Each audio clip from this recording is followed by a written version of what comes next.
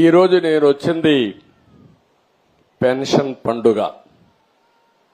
ప్రతి నెల మొదటి తారీఖున మొన్నటి వరకు అన్నారు, మీరు చూశారు, వాలంటీర్లు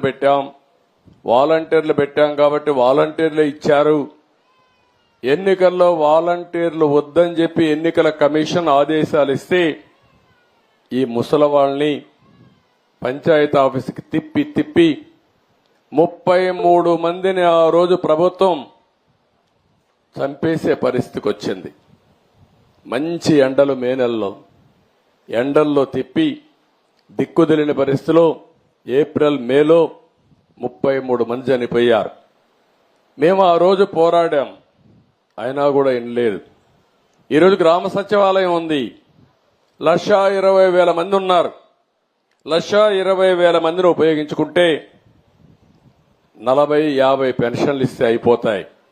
ఈరోజు అందుకనే ఆ పట్టుదలతోనే గ్రామ సచివాలయ సిబ్బందితో ఒకే రోజు రాష్ట్రంలో అందరికీ పెన్షన్ ఇచ్చే కార్యక్రమానికి శ్రీకారం చుట్టాం. ఎందుకు జరగదో చూపించాలని.